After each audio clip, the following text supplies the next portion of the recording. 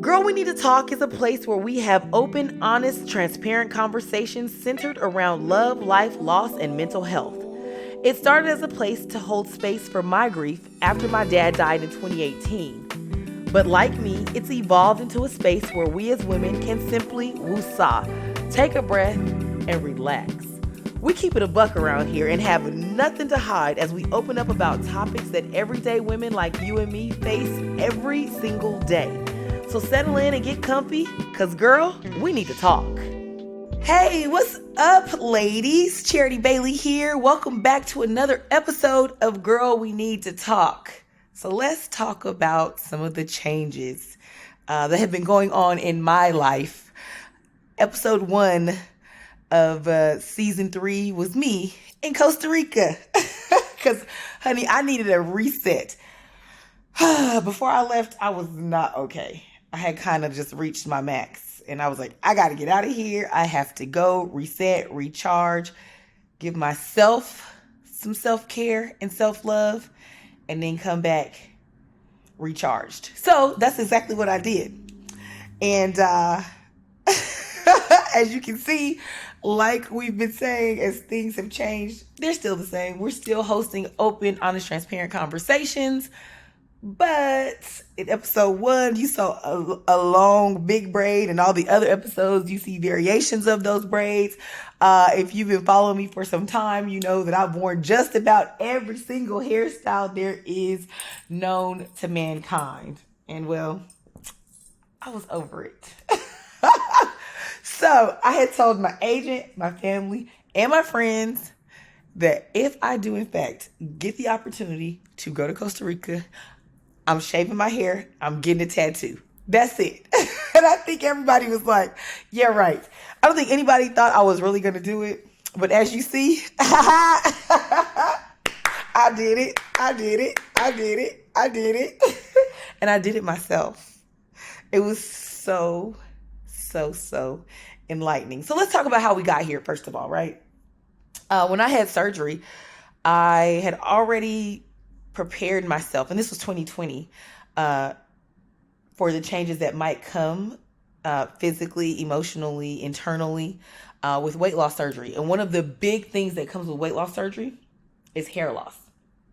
Men and women lose their hair. And funny enough, I had talked to my executive producers, my hairstylist, my agent about what could be management, all of it, and everybody was on board. Like, we don't care if that happens. If your hair starts to, shed and you need to cut it, it's fine.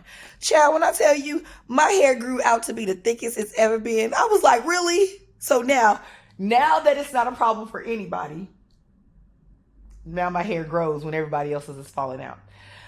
Okay, so fine, I left it. I continued to rock all of my big styles, and I've been through the gamut. Big curly hair, big orange hair, red hair, all the wigs you can ever think of, braids, passion twist, locks, faux locks, you name it. It had gotten to a point, y'all, where I would call my hairstylist Bree and be like, here, pick a style, because I'm over it. Like, I've literally worn every style. Even back in high school, like, I wore short T-Boss haircuts, bobs and stuff. And like I said, I just got over it. So once we learned that right this minute was not going to be renewed, I was like, I'm going to cut my hair. I told my brother, who's a barber, my cousins, my co-host. I talked to my agent, and she was like, well, wait, let's just see. Because, you have now found your way into a space where people expect big hair of you. Whereas back in the day, they were all like tripping about like, oh, she changes her hair so much, BBD. And now they're finally accepting it. So like, maybe let's just give it a second. All right, bet. So then once we didn't land a couple of contracts off the top, I told her, I was like, when I go to Costa Rica, first of all, I told her if I don't have a contract by August 10th, I'm going to Costa Rica. And when I get there, I'm shaving my hair. And she said, you know what? You should do whatever you want. If somebody wants you to change your hair, we can change your hair with wigs. And I think that was so freeing for me, because everybody I told was like, good for you. If you want to shave your hair, if you want to cut your hair, good for you. And I think for me, it's just been the fact that like there's always been so much conversation around my hair. The do's, the don'ts, the colors, the acceptance, the not acceptance, the, oh my God, I like your hair like this so much better. Listen, ladies, what I've learned is that whatever you do, do it confidently and everybody else will adapt. So here we are. I got to San Jose, Costa Rica the first night, went to Walmart, got some clippers, came back to my room, poured a drink, and I started shaving my hair. And oh my gosh, you can see here in the video, it was so, like at first, I was like, oh my gosh, I'm doing this. And the thing is, you've seen episode 1 with me again, it's the reset. Episode 2 was Who Am I? Episode 3 was with my baby sister Elizabeth, who has alopecia, and her husband cut her hair. And her hair has always been such a point of like, I won't say pain, but you know, her alopecia really caused a lot of anxiety and angst. And she said that once she just shaved it off, then she didn't have to deal with it anymore. And as I was cutting my hair, I was like, oh my gosh, I'm really about to get down to the root of who I am, and it's not gonna matter anymore. And as I'm like taking my hair off, there's this energy and adrenaline that's running through my body. And I've heard other women say like, there's so much energy connected to your hair. But y'all, there is so much energy connected to our hair. And again, especially as Black women, and I can only speak as a Black woman because I'm a Black woman, but as I was taking it off, there was just this feeling of freedom and joy and relaxation. Because I can't lie to you, I was scared. A lot of people were scared, like, girl, you pretty, but I don't know if that's going to work out for you, you know? And I was like, well, I'm cute. It might be okay. But it was fine. And I took it off and I was like, oh my gosh, like my hair is so soft and fine. It was like a big ball of cotton in my hair, in my hand, excuse me, as I was taking it off. And then there was a point where I just went, ah, I did it. Like, and I think that came, this reaction that you're seeing and hearing, if you're watching on YouTube, and I encourage you to, you know, go watch the video. What you're seeing is the freedom that comes with going, I literally don't care what anybody thinks. This is me. This is me getting back to the basics of me and getting to know myself. I don't know what my head looks like under all of this hair. And come to find out, it's all wrinkly back here. And that's also okay. Like, I've been on such a path of self-discovery, and that's what Costa Rica was all about. And don't you worry, we're not going to finish the season without me coming back to tell you all about my trip, because it was the trip of a lifetime. But it started with this haircut. Something in my spirit said, cut your hair, sis. Start over. When I say I was there to reset, that was the start of the reset. I called my best friend the next morning. I said, I feel like I'm Jada Pinkett from Set It Off. I went to the hotel, shaved my hair off, and got in a shuttle the next day in a hoodie and my sunglasses, and I'm off to the next province. And that's really what happened. Like, I was so, first of all, I was very proud of myself, but I just felt this immediate release of pressure and tension and anxiety and this surge of joy and like boss bee mentality. Like, I was like, oh my gosh, like, I did it. And even thinking back to it, I had planned on having a barber do it, and I wanted a woman to do it, and I couldn't find a female barber. And my friend Ricky was like, why don't you just do it yourself? And I was like, myself? Is you crazy? No, why don't you do it yourself? Because you're taking this into your own hands. And we think women are going crazy when they cut their hair. It's not that. It's a reset. It's a, I'm large and I'm in charge, and this is my head and my hair, and I don't care what you or him or her thinks about it. And that's the other thing. I'm learning that when you show up authentically as yourself, everything and everybody else falls in line. So I got on the shuttle the next day, went into Puerto Viejo, and my hair was just fuzzy, just fuzzy black on top of my head because I was just like, zoom, zoom, zoom. I had no plan or pattern. I just went in there. I put the guard on the razor and just went in. And then I went to the barber shop, and first of all, we had to find the third barbershop was open because in PV, they don't care about your time and what you got going on. They open when they want to, if they feel like it, and how they want to. The end. Love it. Live life on your time.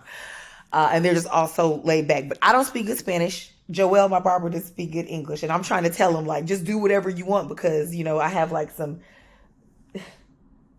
balding over here from wigs, and over here I may have cut too low. Anyway, he couldn't understand me, and another fellow there in the barbershop turned around and he spoke, a little bit of English, and he was able to help us interpret. And Joelle cut my hair. And unfortunately, y'all, oh my gosh, the video from my first cut with Joelle is gone. But you know what? I said to myself, if that's the only video from this amazing trip that got lost in the shuffle, so be it. But I sat there, and I was also reminded of like how long men got to sit in a doggone chair. Like, I was like, it took us like 45 minutes for this? Okay. Anyway, he cut my hair, he lined up my eyebrows, and it was cool. I was like, wow. Again, I'm getting to know my head. I'm getting to know my heart, and I'm getting to know myself. And that was the start of a beautiful trip. So there are a couple of firsts that happened after that first cut. The first time I washed my hair, I was like, wow.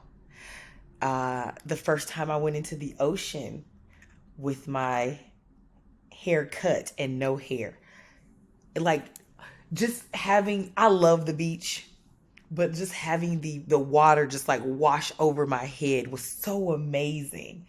And like to not have hair to worry about. Also, phantom hair is a thing, and I'd ask my sister Elizabeth about it because I'm like, Libby, I keep getting out of the water going like, or like not having to wear a bonnet. I wake up in the middle of the night looking for my bonnet, but like, sis, you don't need a bonnet anymore. Like, there's so much freedom to this short haircut. Again, I understand now why so many women do it.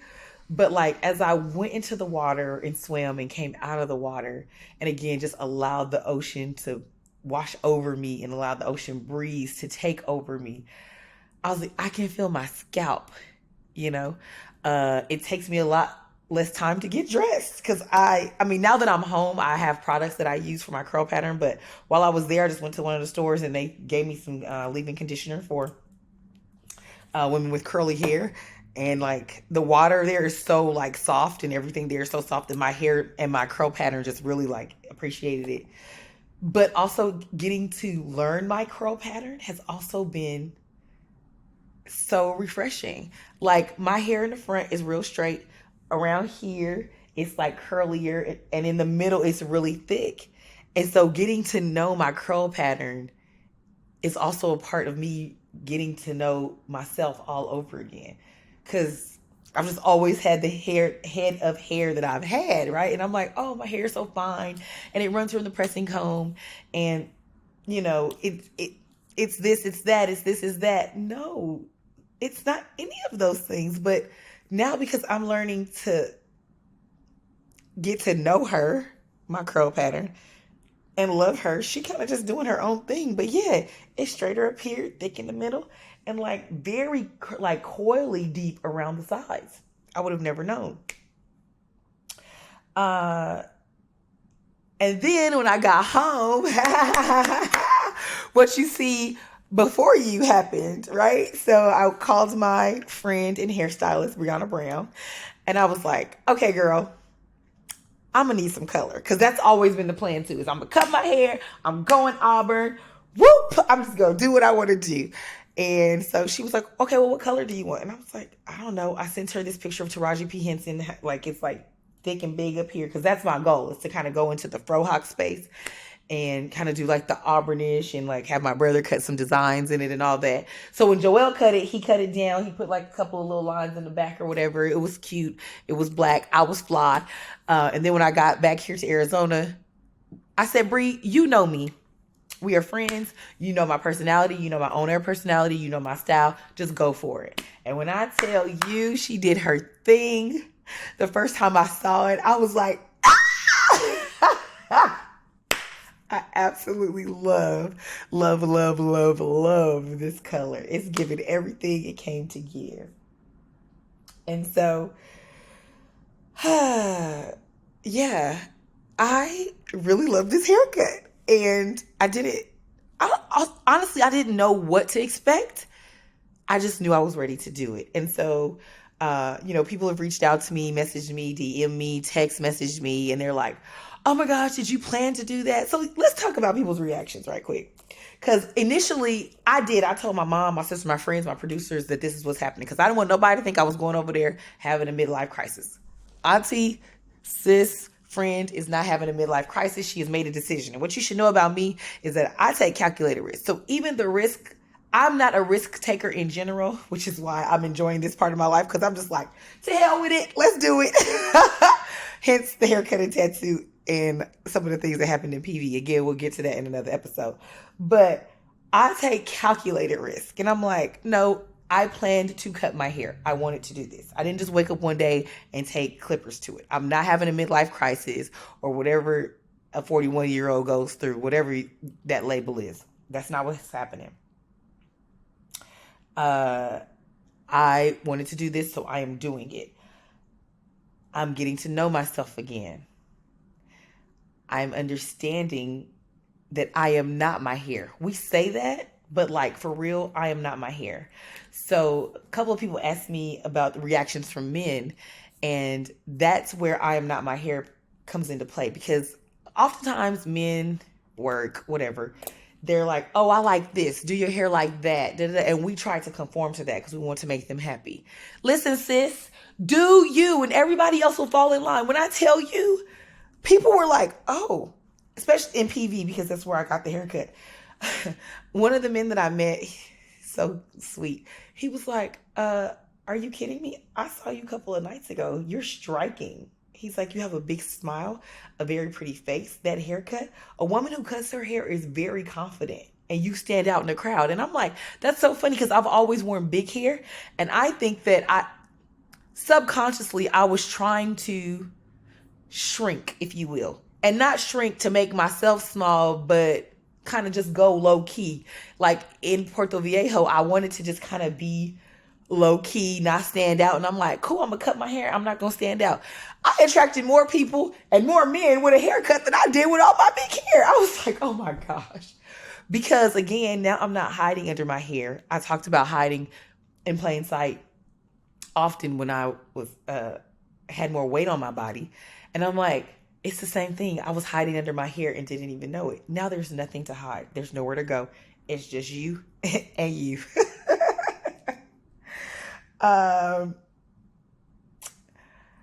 Someone asked me if I felt naked. No, I don't feel naked. Now, the first couple of days, like I said, the phantom hair, I was like, oh, okay, like, wow. Oh, there's nothing there. There's no braids. That braid was heavy. That hair was heavy. There's no hair to catch my sweat. So in my workouts and that type of thing, I probably feel like I'm sweating more, but just because there's not as much to catch it. Because I'm not bald like my sister Elizabeth, I don't get sunburned, but I do initially when my hair was lower, because at this point it's been about a month and it's grown out. So, hair is also protection.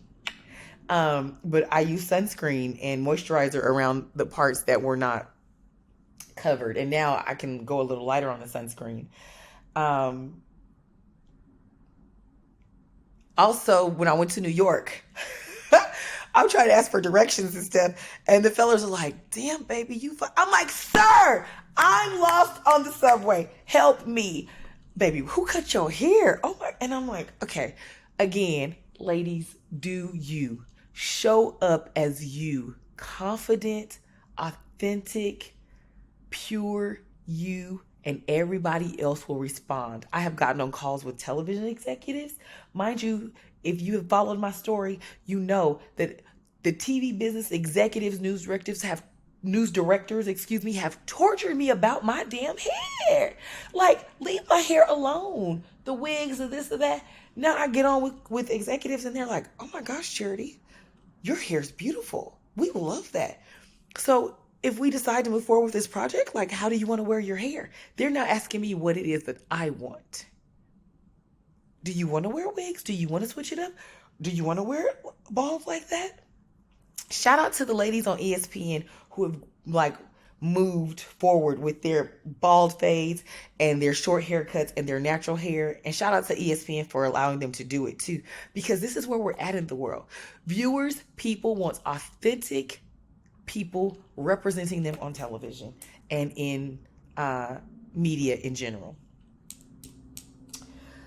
The first time a man rubbed his hands through my hair, it was like so sweet and sensual and calming.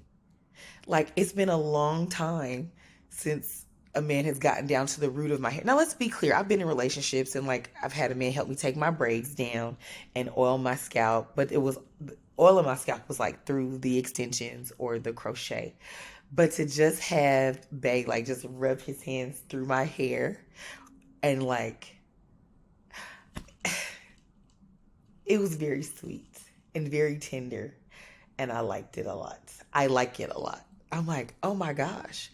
And again, it just gets back to the basics, right? Like, you just want me for me. And if I decide to wear a wig or add some extensions or do this or that, that's cool. But I could just walk around with my curly hair doing me and having fun. I rode my bike in the rain, y'all. It was so amazing. I rode from Coquelis down to Arrecife, and these little stray dogs were like running behind me. But I was just singing in the rain, and the water was just running through my hair, and to not have to worry about like, oh, my hair's gonna get wet. Oh, I'm gonna have to wash my hair afterwards.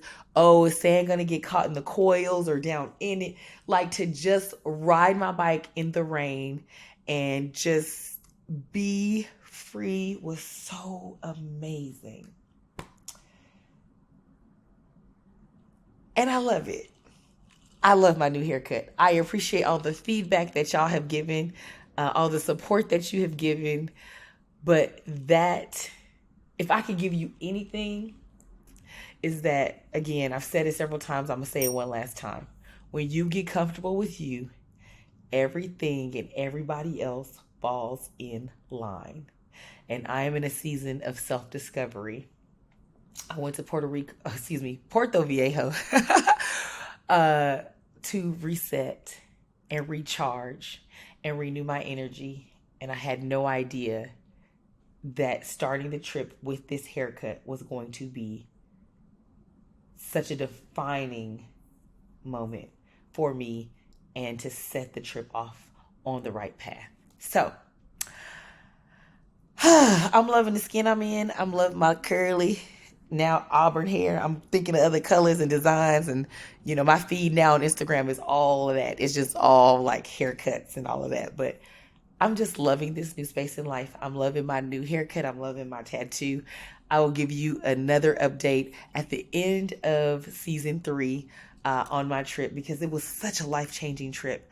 And that's kind of what season 3 is all about, right?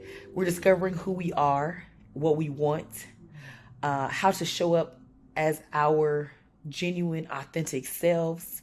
Dr. Tiffany Jenkins talked about who am I. Elizabeth talked about discovering, the purpose in her alopecia and just being herself, and men and people getting what she gives them, and how the pain that she has dealt with in navigating alopecia has now helped her help other people who are dealing with it. And Sid Miller from Black on the Job has taught us how to know our worth and our value in the workplace so that we can get paid. And here I am telling you, ladies, to just be you, do you, and everybody else and everything else will fall in line. Season 3 of Girl We Need to Talk is in full effect. Continue to stick around. Tracy talked to us about the intimate details of her infertility and the process and the pain. And guess what? All I know is that whatever happens to us happens for us, and whatever we choose to do, whether it's with our hair, with our body, with our jobs, whatever we choose to do, it's gonna work out for us, because We are dedicated to being happy, healthy, and whole. And whatever that looks like for you, I'm here for it.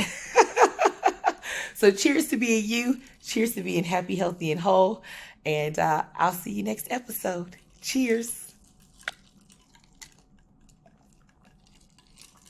That's a good drink.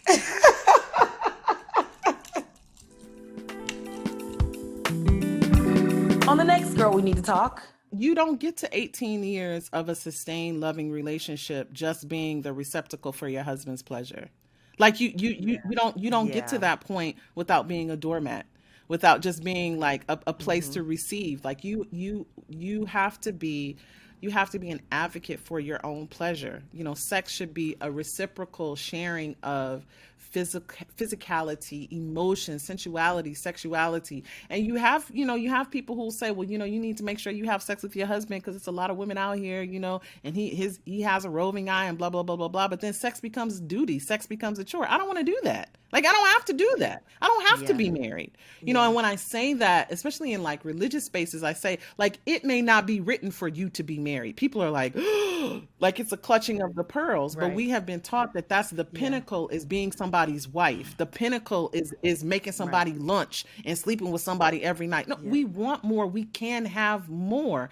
And it infantilizes men. It makes men small when we reduce them to just, objects of lust. They only want me for my body, right? That also does men a disservice. So, we're getting shortchanged on either side, and women are tired of it. Thank you for listening to Girl We Need to Talk. Don't forget to subscribe wherever you listen to podcasts and leave a 5-star review on Apple Podcast. Want to watch the show? Be sure to subscribe to the Miss Charity Bailey YouTube channel and connect with me across all social media platforms at Miss Charity Bailey.